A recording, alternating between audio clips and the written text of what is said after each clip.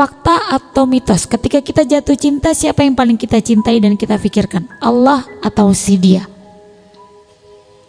Si dia.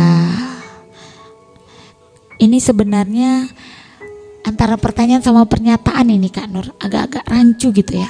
Ketika kita jatuh cinta, yang paling kita cintai adalah dia. Fakta atau mitos? Allah atau dia? Sebenarnya dianya itu yang fakta. Kita lebih mencintai sesuatu itu. Coba teman-teman, kalau punya iPhone baru pegang-pegang nggak? Pegang terus nih handphone. Lihat, terus banget handphone gue. Ini ditunjukkan foto lah ya kan, depan kaca, menunjukkan ini ada bubble-nya 3. Nanti tambah lagi 3 jadi 6 bubble-nya. Bubble warp. Foto lah ini semua. Itu kan yang terjadi ketika kita lebih mencintai sesuatu. Maka yang kita pikirkan adalah yang kita cintai. Maka ketika ngeliat Rasulullah itu cinta yang begitu besar sama Allah, luar biasa ya. Gak bisa kita nyamain Rasulullah. Jangankan Rasulullah, Khadijah aja kita gak bisa, Aisyah aja kita gak bisa. Tapi kita kira kita bisa gak berjuang, berlomba dengan orang-orang yang sekarang sedang berjuang mengejar ampunan Allah? Bisa gak? Teman-teman ini bisa saling berlomba gak untuk mengejar perhatian Allah? Bisa gak? Bisa dong. Pasti bisa. Kita gak bisa berlomba dengan Aisyah dan Khadijah. Jauh sekali. Apalagi Khadijah, ya Allah. Kalau yang pernah umroh, saya membayangkan Gua Hiro itu aja yang dinaikin, naiknya aja tuh 2 jam, turun 1,5 jam. Itu 1 hari 3 kali ngantarkan makanan buat Rasulullah. Saya naik 3 tangga aja udah megap, naik tangga rumah saya, apalagi tangga itu jaraknya batu, wah luar biasa. Makanya katanya itu mau dibuat nantinya, mau dibuat kayak apa tuh, seperti saya di apa kemarin, di Kuala Lumpur, apa namanya itu, bukan Flying Fox, kereta gantung dari satu bukit ke satu bukit untuk langsung bisa nyampe ke Gua Hiro. Mau dibuat begitu. Nggak kerasa dong perjuangan Khadijahnya ya. Oke, next, lanjut Kak, waktu kita nggak lama lagi. Nah, di surah Al-Baqarah, dan di antara manusia ada orang-orang yang menyembah tandingan-tandingan selain Allah. Mereka mencintai sebagaimana mereka mencintai Allah. Adapun orang-orang yang beriman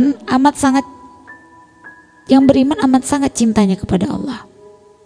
Dan jika seandainya orang-orang yang berbuat zolim itu mengetahui ketika mereka melihat siksa pada hari kiamat, bahwa kekuatan itu kepunyaan Allah semuanya dan bahwa Allah amat berat siksaannya, mereka akan menyesal. Ketika kita lebih mencintai sesuatu daripada Allah sehingga kita melakukan perbuatan-perbuatan yang dibenci sama Allah, inilah dia. Gimana caranya Kak Mira agar kita bisa lebih mencintai Allah daripada sesuatu itu? Panjang, nanti kita bahas di episode berikutnya, cara meraih cintanya Allah. Tapi malam hari ini saya cuma pengen sampaikan teman-teman, kalau saat ini teman-teman lebih mencintai sesuatu daripada Allah, termasuk pasangan, mau itu suami, itu bukan apakah berarti kita harus mencintai kadar cinta kita sama suami? Enggak. Maaf ya Bi, saat ini Bunda lebih mencintai Allah daripada Abi, jadi tolong Abi jauh-jauh dari Bunda. Enggak pula macam itu, kabur kawan, kabur suami kita, nggak kayak gitu loh. Cara kita mencintai itu daripada Allah adalah kita selalu menitipkan segala sesuatu yang kita miliki itu kepada Allah. Apa yang kita punya itu membuat kita semakin dekat sama Allah. Kita menikah membuat kita dekat sama Allah. Yang kadang saya sedihkan yang terjadi di pondok itu sering terjadi. Saya berharap di rumah hijrah bahkan pernah terjadi. Belum nikah taatnya luar biasa sama Allah, belum nikah hafalan Qur'annya luar biasa, belum nikah tahajudnya keren banget, belum nikah omsetnya bagus, udah nikah semuanya merosot. Tahajudnya, doanya, semuanya. Ngaruhnya di mana? Saya taunya dari mana? Dari omsetnya saja. Itu kalau di rumah hijrah ya. Nah teman-teman, gitu. Ketika kita lebih mencintai sesuatu daripada Allah, ya sebelum dapat, luar biasa. Coba deh, waktu belum dapat berdoa, ya Allah pengen handphone iPhone, ya Allah pengen, ya Allah bisa ini, ya Allah pengen. Begitu udah dapat, apa yang terjadi? Makin taat atau makin turun ketaatannya? Makin turun.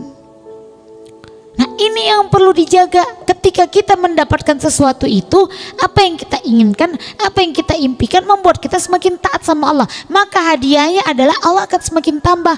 Oh kalau gitu Kamira, kalau saya makin taat sama Allah, saya ditambah dong suaminya. Enggak.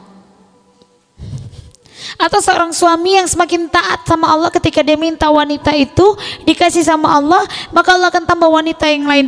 Enggak dong, enggak begitu konsepnya. Tapi apa, Allah akan tambah nikmat. Misalnya dari pernikahan akhirnya bisa punya rumah, akhirnya bisa punya kendaraan, punya anak yang soleh dan soleha, punya rumah tangga yang sakinah mawaddah warahmah. Itu kan Allah tambah nikmatnya seperti itu. Nah ketika skripsinya belum selesai, berjuang berdoa, begitu selesai, udah dapat skripsi selesai, udah sidang, udah wisuda, udah nggak kayak dulu itu sholatnya, nggak kayak dulu semangat ibadahnya, nggak kayak dulu zikirnya. Nah udah nih mulai mikir, turun hidupnya dibuat Allah, berkualitas hidupnya menurun. Kenapa? Karena ibadahnya menurun. Mulai mikir, ya Allah udah wisuda, masih minta uang sama orang tua, belum kerja, usaha nggak laris-laris, buka usaha online shop malah bangkrut. Datang lagi ke Allah, ya Allah tolong, ya Allah bantu hamba, ya Allah hamba ini. Dikasih sama Allah pekerjaan, udah dapat pekerjaannya, pekerjaan yang baik, udah dikasih usahanya, udah sukses. Bukan makin taat, tapi makin jauh dari lagi sama Allah, habis lagi, ambil lagi sama Allah. Gitu terus, akhirnya apa yang terjadi dalam hidup kita? Hidup kita layaknya pom bensin. Apa pom bensin? Dimulai dari nol ya. Dimulai dari nol ya mbak, itu terus hidup kita. Asli dimulai dari nol aja. Kapan beresnya? Kapan suksesnya? Kapan berhasilnya? Jadi kalau nggak pengen hidup dimulai terus dari nol, ketika dapat dijaga dengan cara jaga ketaatannya sama Allah. Udah wisuda makin taat supaya dapat pekerjaan yang baik. Udah dapat pekerjaan tambah taat supaya bisa memberikan yang terbaik di pekerjaan, dapat hadiah dari Allah. Oh ternyata pengen menikah, dikasih jodohnya, tambah taat supaya apa? Supaya dikasih lagi apa? Pengen anak, pengen rumah, pengen kendaraan, pengen semuanya, pengen mobil, dikasih sama Allah. Kenapa? Karena tambah taat. Itu yang akhirnya saya dan suami saya pahami. Kita ngobrol, kita tuh setiap pagi suka sharing-sharing ya. Kemarin pagi kita sharing, Bi, apa ya Bi yang membuat orang karena udah sukses, udah ini udah itu malah selingkuh. Kalau dipikir udah taat sama Allah, itu cerita ketaatan tadi ya, yang tadi taat seorang kerja di tambang udah taat kok malah selingkuh. Kenapa? Karena dia lupa mengupgrade amal solehnya. Iya kan?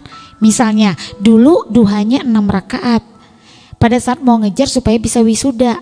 Ini ceritanya udah wisuda nih, pengen dapat pekerjaan. Gimana caranya dapat pekerjaannya apa lagi? Supaya ditambah lagi sama Allah, upgrade duhanya jadi 8 rakaat. Udah nih dapat pekerjaan yang baik, dikasih tugas, kalau semakin besar omset maka semakin besar ihsan gaji yang kita terima. Pengen lebih besar, upgrade lagi duhanya jadi 12 rakaat. Gitu. Jadi ketika kita terus mengupgrade, upgrade amal soleh kita lupa untuk mikirkan hal-hal yang nggak penting. Kita lupa memikirkan yang namanya selingkuh lah, yang namanya macem-macem lah, yang namanya maksiat lah. Kita lupa. Why? Karena kita sibuk mengupgrade amal soleh kita. Gitu.